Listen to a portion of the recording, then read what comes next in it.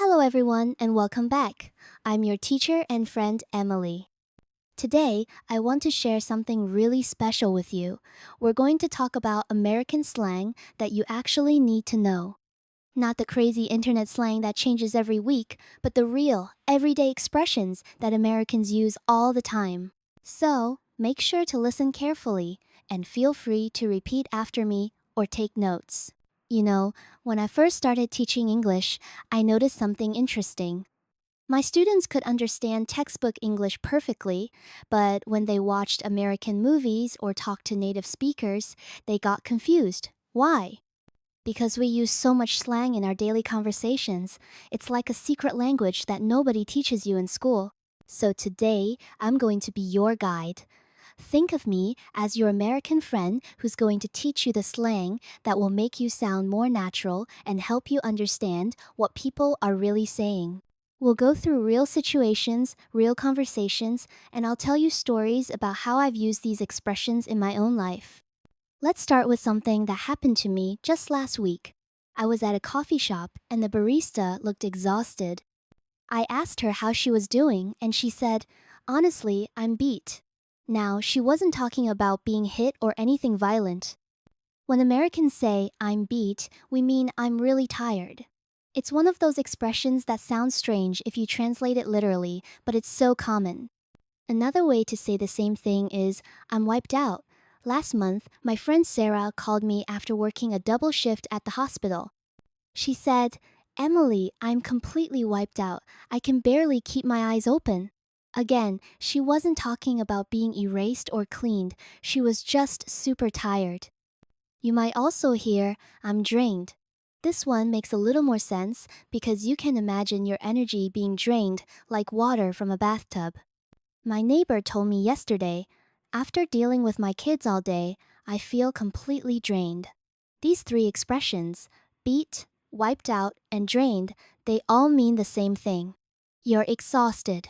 Now, let's talk about the opposite situation. What if you have lots of energy? Americans might say, "I'm pumped up," or just, "I'm pumped." My younger brother called me on Friday and said, "Emily, I'm so pumped about the concert tonight." He was excited and full of energy. You can also say, "I'm hyped," or "I'm stoked." These all mean you're really excited about something. I remember when I got my first teaching job, I called my mom and said, "Mom, I'm so stoked. They offered me the position." It felt natural to use that word because I was genuinely thrilled. If you want to sound even more casual, you can say, "I'm amped." It comes from the word amplified, like turning up the volume on music. Let's move on to expressions about food because, let's be honest, Americans love talking about food. If something tastes really good, we don't just say, "It's delicious." We have so many fun ways to express this. You might hear, "This is bomb," or "This food is fire." Don't worry, nothing is exploding or burning. These just mean the food is amazing. I took my international students to a barbecue restaurant last year, and one of them tried the brisket. His eyes got wide and he said, "Teacher, this meat is so good." I taught him to say, "This brisket is absolutely fire." He practiced it and used it for the rest of the meal. The other customers loved hearing him use that expression naturally. You might also hear, "This hits different." It means something is better than usual or better than expected. My friend Lisa tried a new pizza place and told me, "Emily, their pepperoni pizza just hits different." It's not like regular pizza, it's somehow better. This expression is pretty new, but young Americans use it all the time now. If you want to say something is really good without using food slang, you can say, "It slaps." I know, it sounds violent, but it's not. When my teenage nephew tried my homemade cookies, he said, "Aunt Emily, these cookies slap." I felt so proud. It means they were really, really good. Now, what about when food is bad? We have expressions for that too. You might say, "This is trash," or "This is gross." But there's a more specific slang term, "This is nasty." I ordered a sandwich from a new place last month, and it was terrible. The bread was stale, the meat tasted weird, and the vegetables were wilted. I told my husband, This sandwich is absolutely nasty. Let's never order from there again. Let's talk about money because this comes up in conversation a lot. If something is expensive, Americans might say, that's pricey, or that cost a fortune. But we also have more colorful expressions. You might hear, that costs an arm and a leg. Obviously, you're not paying with body parts, it just means something is very expensive. When I was shopping for a new car, the salesman showed me a luxury model and said, this one has all the features, but it costs an arm and a leg. I knew immediately that it was out of my budget. You can also say something costs a pretty penny or breaks the bank. All of these mean expensive. On the other hand, if something doesn't cost much money, we might say it's cheap or it's a good deal. But in slang, we say it's a steal. This doesn't mean anyone stole anything. It means you're getting something for much less money than usual. I found a beautiful dress at a thrift store for $5. I told my sister, this dress was a steal. It looks like it cost $50, but I only paid $5. When Americans don't have much money, we might say, I'm broke. This is very common. It doesn't mean you're literally broken like a machine. It means you don't have money right now. After paying all my bills last month, I told my roommate, I'm totally broke until payday. She understood immediately that I couldn't afford to go out to expensive restaurants. You might also hear, I'm strapped for cash, or money is tight right now. These are polite ways to say you don't have extra money to spend. When my friend invited me to an expensive concert, I had to say, I'd love to go, but money is tight right now. Can we do something cheaper instead? Let's move on to expressions about people and relationships. If you like someone as a friend, you might say they're cool or they're awesome. But Americans also say they're a good egg or they're solid. My coworker James always helps everyone and never complains.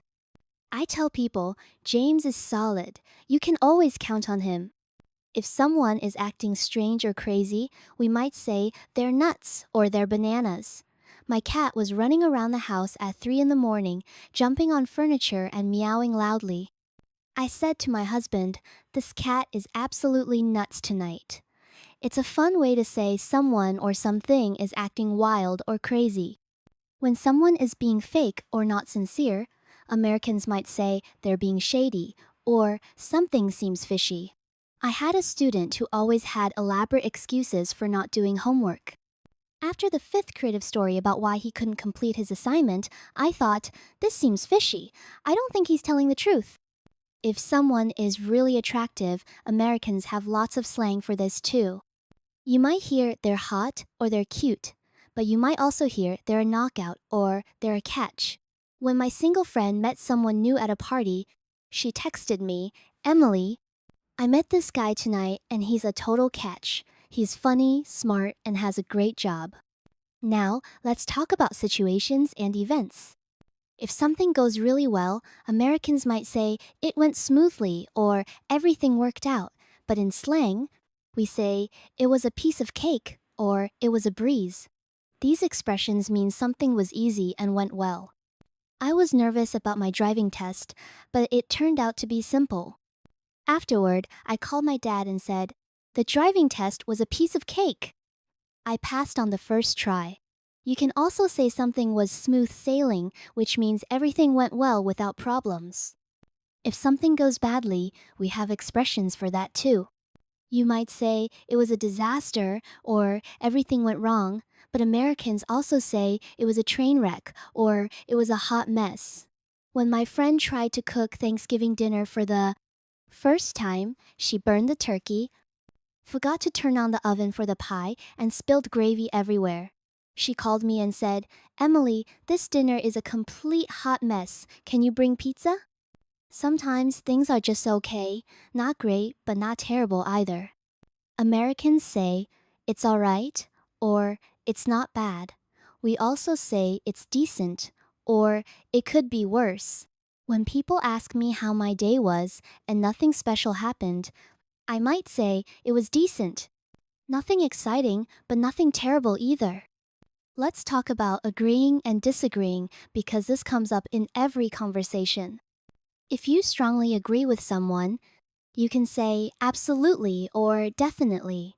But Americans also say for sure or you bet.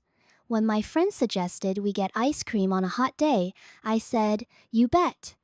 That sounds perfect right now. You might also hear no doubt or 100%. These all mean you completely agree. My sister asked if I thought our mom would like the birthday present we picked out. I said, 100%, she's going to love it. If you disagree, you can be polite and say, I'm not sure about that, or I see it differently. Americans also say, I don't buy it, which means you don't believe something is true. When my friend told me he could run a marathon without training, I said, I don't buy it. You need to train for months to run that far. Sometimes we use that's cap to say something is not true, especially younger Americans.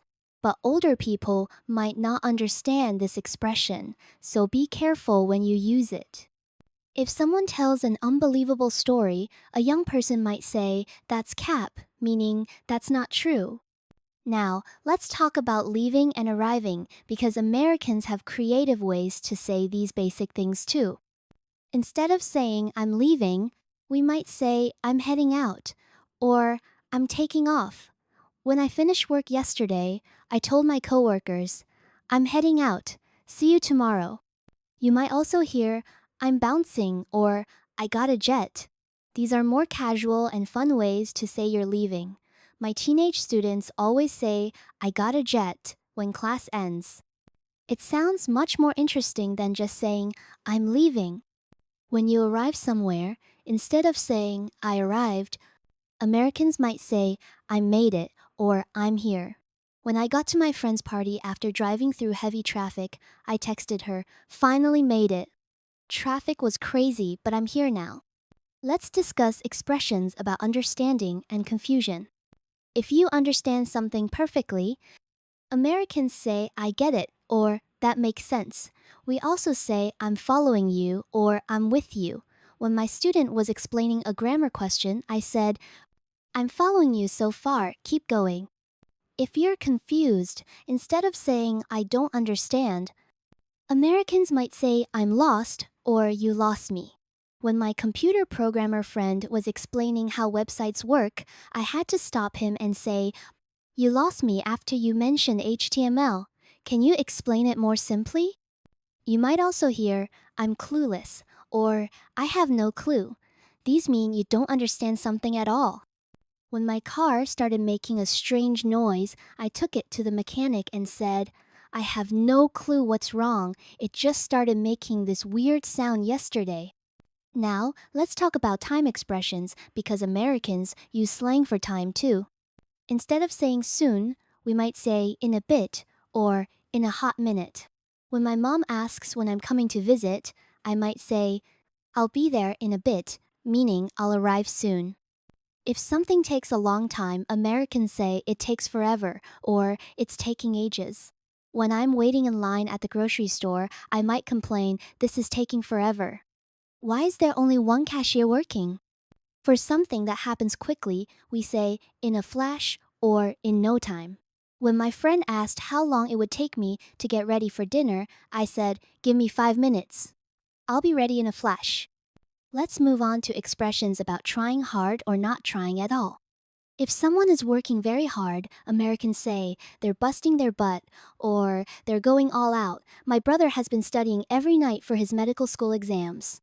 I told my parents, he's really busting his butt to get good grades.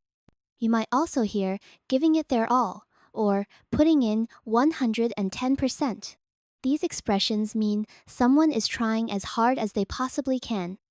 When my friend was training for a marathon, she said, I'm putting in 110%. I run every single day, no matter what the weather is like.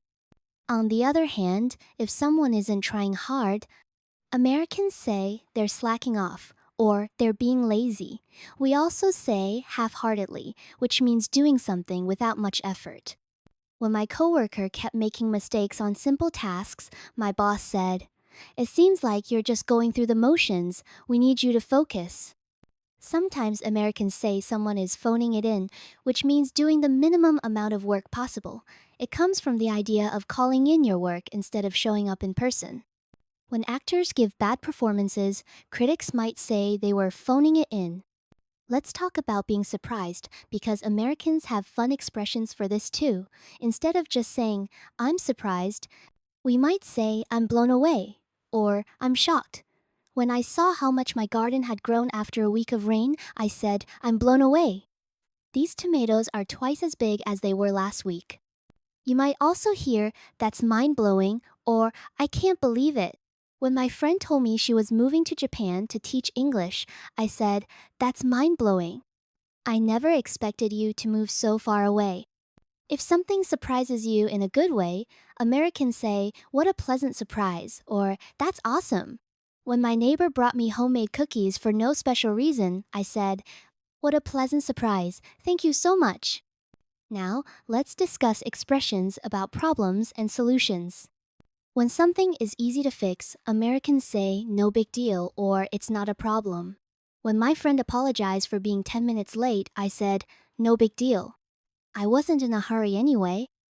If a problem is more serious, we might say, this is a real problem, or we're in trouble. Americans also say, we're in hot water, or this is a mess. When I accidentally deleted an important file at work, I told my colleague, we're in hot water. That file had all the data for tomorrow's presentation. When you find a solution, Americans say problem solved, or we're all set. We also say we're good to go, or that does the trick. After I figured out how to fix my broken printer, I said, that does the trick. Now it's working perfectly again. Let's move on to expressions about appearance. If someone looks really good, Americans might say you look great or you're looking sharp. We also say you clean up nice, which means someone looks much better when they dress up. When my casual coworker wore a suit to an important meeting, I said, wow, you clean up nice. That suit looks fantastic on you. If someone looks tired or sick, we might say, you look rough, or you don't look so good. It's not meant to be mean, just honest observation. When my friend came to work with a cold, I said, you look rough today. Maybe you should go home and rest. Americans also use looking like $1,000,000 to say someone looks amazing. When my sister got ready for her wedding, I said, you look like $1,000,000. That dress is perfect on you. Now, let's talk about weather expressions, because Americans love complaining about weather. Instead of saying, it's very hot, we might say, it's boiling out there, or it's sweltering. Last summer, when the temperature reached 95 degrees, I told my husband, it's absolutely boiling outside. Let's stay inside where it's cool. For cold weather, instead of saying it's very cold, Americans say it's freezing or it's bitter cold. We also say it's cold as ice or I'm frozen solid. When I walked outside this morning and it was 20 degrees, I immediately came back in and said, it's freezing out there. Where's my heavy coat? For rainy weather, we say, it's pouring instead of, it's raining hard. We also say, it's coming down or it's bucketing down. When I looked out my window yesterday and saw heavy rain, I called my friend and said, it's absolutely pouring here. Let's cancel our picnic and meet inside somewhere. Let's discuss expressions about being busy or having free time. If someone is very busy, Americans say, I'm swamped, or I'm buried in work. Last week, I had to grade 50 essays, prepare 3 lessons, and attend 2 meetings. When my friend asked if I wanted to go to lunch, I said, I'm completely swamped today. Can we do it next week instead? You might also hear up to my eyeballs or drowning in work. These paint a picture of being so busy that work is everywhere around you. My accountant friend always says during tax season, I'm up to my eyeballs in paperwork. I can't wait for April to be over. If someone has free time, Americans say I'm free or I have time. We also say my schedule is wide open or I'm not doing anything. When my friend asked if I was available to help her move, I checked my calendar and said, "My schedule is wide open this weekend. I'd be happy to help." Now, let's talk about success and failure. When something goes really well, Americans say, "We nailed it," or "We crushed it." After my students performed really well on their final exam, I said, "You guys absolutely crushed it. I'm so proud of how hard you studied." You might also hear, "We knocked it out of the park," which comes from baseball. It means you did something extremely well. When my friend gave an amazing presentation at work, her boss said, "You really knocked it out of the park today. The clients were impressed." If something fails, Americans say it was a flop or it bombed. When the new restaurant in my neighborhood closed after only 2 months, people said that place was a total flop. The food was terrible and way too expensive. Let's discuss expressions about being careful or taking risks. If you want someone to be careful, Americans say "watch out" or "be careful." We also say "take it easy" or "don't go crazy." When my friend told me she was going to try bungee jumping, I said, "Just take it easy up there. Don't do anything too dangerous." If someone is taking a big risk, we say "they're going out on a limb" or "they're taking a chance." When my coworker quit her job to start her own business, I said, "She's really going out on a limb, but I think it's going to work out great for her." Americans also say playing it safe when someone avoids risks. When my friend chose to stay at her secure job instead of taking a position at a startup, she said, "I know it's not as exciting, but I'm playing it safe right now." Now, let's talk about giving advice and opinions. When Americans want to suggest something gently, we say, "You might want to," or "Have you thought about?" We also say, "If I were you." When my student was struggling with pronunciation, I said, "If I were you, I'd practice speaking for 15 minutes every day." It really makes a difference. If you want to give stronger advice, Americans say "you should definitely" or "you need to." We also say "trust me on this one" when we really believe our advice is good. When my friend was thinking about buying a car without getting it inspected first, I said, "Trust me on this one, get it checked by a mechanic first." You don't want to buy someone else's problems.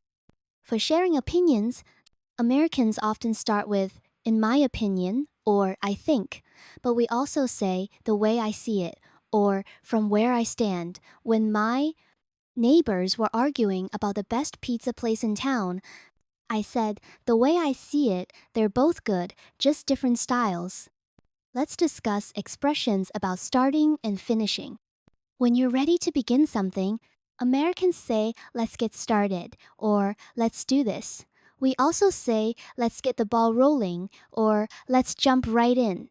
When my class was ready to begin a difficult lesson, I said, "Okay, everyone, let's jump right in. This topic is challenging, but I know you can handle it." When you finish something, Americans say, "We're done," or "That's a wrap." The second expression comes from movie making, where directors say, "That's a wrap" when filming is finished. After my students completed their group project presentations, I said, "Great job, everyone. That's a wrap for today." We also say "mission accomplished" when we finish something successfully. After I finally organized my messy closet, I looked at all the neat piles of clothes and said, "Mission accomplished. Now I can actually find what I'm looking for." Finally, let's talk about some general expressions that Americans use to connect ideas or change topics. Instead of saying "also," we often say "plus" or "on top of that." When I was explaining why I loved my new apartment, I said, "The location is perfect, plus the rent is reasonable, and on top of that, my neighbors are really friendly." To change topics, Americans say "speaking of" or "that reminds me."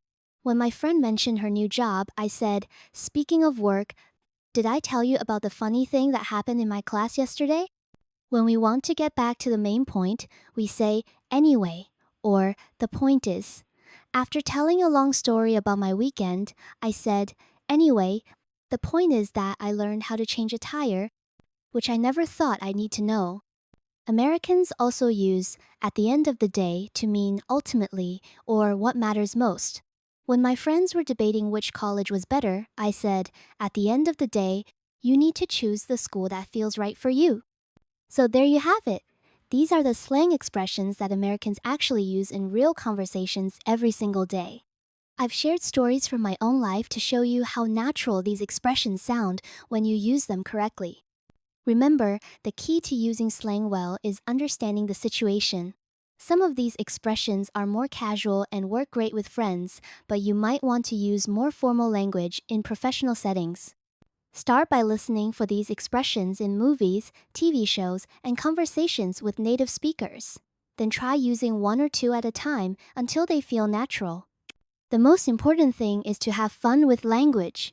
English is full of colorful expressions that make conversations more interesting and help you connect with people. Don't be afraid to try these out, even if you make mistakes at first. That's how we all learn. I hope this helps you understand American English better and feel more confident in your conversations. Keep practicing, keep listening, and remember that learning a language is a journey. Every new expression you learn brings you one step closer to sounding like a native speaker. Thanks for spending this time with me today, and good luck with your English learning adventure.